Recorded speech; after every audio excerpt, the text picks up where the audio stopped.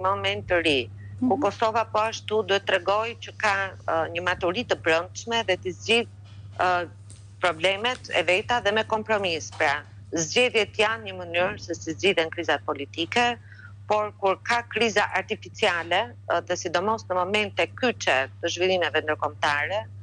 ku Kosova nuk duhet t'ia lejojë vetes që të futet në aventura politike, ajo që duhet të mbizotërojë është kompromisi i brendshëm.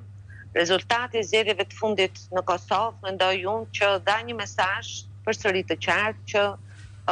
gjithë pushteti nuk duhet të jetë kryefjala në Kosovë. Dhe kjo është një sindrom, për shembull, që ekziston në Shqipëri dhe unë uroj që Kosova të mos smuret nga kjo sindrom. Dhe që në këto momente të mbizotronte arsyeja politike mbi të gjitha dhe domosdoshmëria për të arritur një kompromis për të zgjedhur një president sipas parashikimeve ligjore. A ka luksin Kosova ose një kryeministër në këtë rast që të prevaloj ndjesitë personale, pra xhelozit në karrierë, le të themi në këtë rast, versus një sukses në këtë marrëdhënie që unë përmenda që në kryet e herës, nga e cila përfiton Kosova në fund? Mendoj që ky debat duhet ngritur mbi këto, pra të mos përfundoj edhe në banalitete që i kemi parë dhe më herët në Shqipëri, por të ngrihet në nivelin e përgjegjësive shtetërore, përgjegjësive politike. Kryeministri Kurti në këto momente që flasin ka përgjegjësinë politike që duhet ta demonstrojë përmes veprimeve që Kosovës t'i sigurojë një vazhdimsi, një qeverisje të shpejtë, efikase dhe funksionim të institucioneve demokratike të saj. Është në interesin e Kosovës që pas një viti, më shumë se një viti që ka humbur në pasiguri politike, le të themi për shkak se nuk ka arrit të vendosë qeveria dhe u bën përsëri zgjedhjet, pra humbi kohë, një kohë shumë të vlefshme dhe në raport me partnerët dhe në raport me atë çfarë presin qytetarët, se dhe qytetarët në Kosovë presin reforma, presin të zbatojnë shumë nga premtimet elektorale në fund ditës që ka dhënë dhe kryeministri aktual dhe qeveria aktuale për qytetarët, dhe duhet ta dëshmoj këtë gjë, pra që ai është personi i parë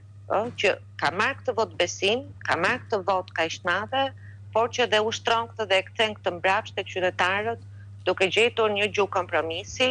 dhe më pas këtu bashkohen dhe partitë e tjera politike në Kosovë që janë në opozit, që bashkarisht të vendosin një president të ri të Kosovës, qoftë kjo zonja Osmani apo ndonjë figurë tjetër. Kjo është pjesë e negociatave të tyre të brendshme pastaj, por mendoj që ky nuk duhet të humbur si moment, sepse tash është moment shumë i vështirë. Ndërkombëtarisht, jo vetëm kriza në lidhjen e mesme, po kemi situatën në Ukrainë, po për mua është shumë shqetësuese shpejtësia me cilën po lëviz Serbia përsëri në koordinim me Edi Ramën, dhe kjo më shqetëson shumë. Letra e fundit mes Ramës dhe Vučić ka dy elemente që dua t'i theksoj. E para, fondasin me emër të vendeve kandidate të rajonit. Dhe këtu është përjashtuar Kosova, sepse Kosova nuk është një vend kandidat i Bashkimit Evropian, që është kandidat potencial. Dhe kjo ka qenë dhe arsyeja pse Vučić e ka firmosur këtë letër, sepse në mënyrën e tij ai ka përjashtuar Kosovën nga kjo gjë, sepse nuk e konsideron si një shtet në vete. Dhe e dyta, përmes kësaj letre kërkohet pra që të hiqet dorë nga Bashkimi Evropian dhe nga kriteret politike,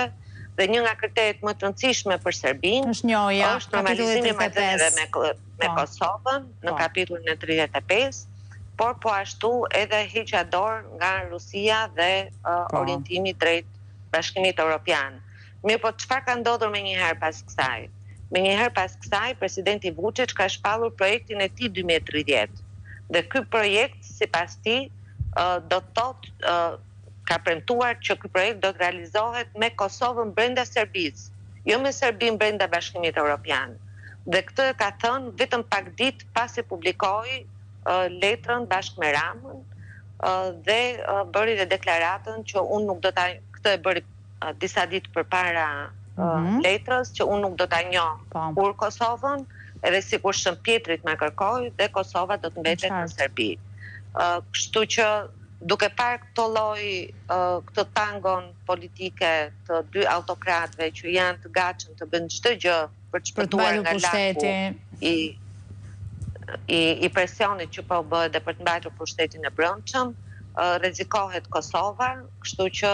mendoj që të gjithë aktorët politik atje, po qeveria e para, sepse ajo mban përgjegjësinë kryesore dhe ka